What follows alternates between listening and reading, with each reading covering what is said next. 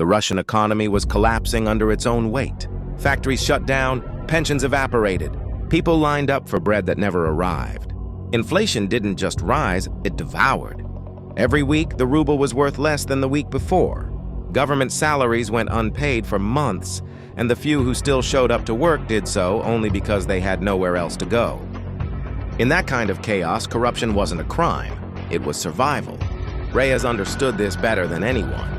A dying nation created desperate men, and desperate men could be persuaded. He and Hale traveled under false identities, slipping through the outskirts of St. Petersburg like ghosts. The city felt hollow, drained of color. Snow piled on rooftops and sidewalks, untouched, as if even winter had given up on the place.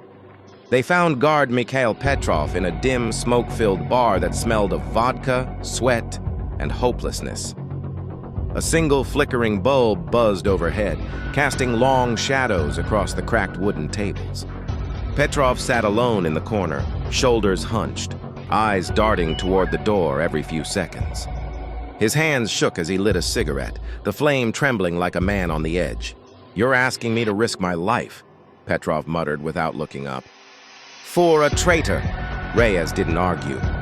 He simply slid a thick envelope across the table. "Not just your life," he said calmly. "Your future." Petrov hesitated, then opened it.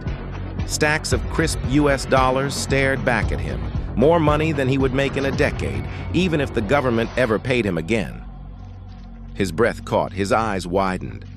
Hale leaned forward, voice low and steady.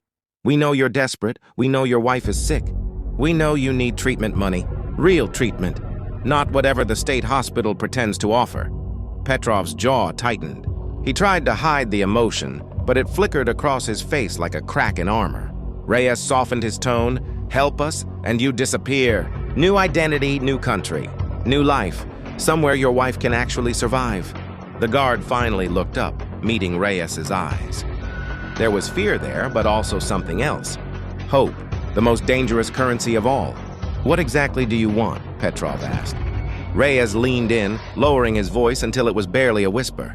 "We want you to help us fake Alexei Morozov's execution." Petrov froze. The cigarette burned down between his fingers, forgotten.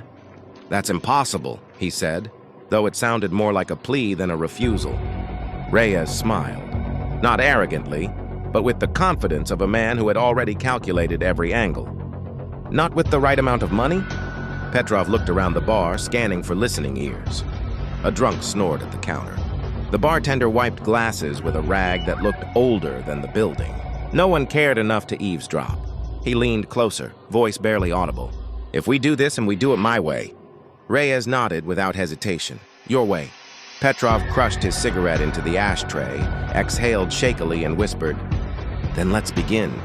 For a moment, none of them moved. The weight of what they were about to attempt settled over the table like a storm cloud. Outside, snow began to fall, soft, silent, and deadly.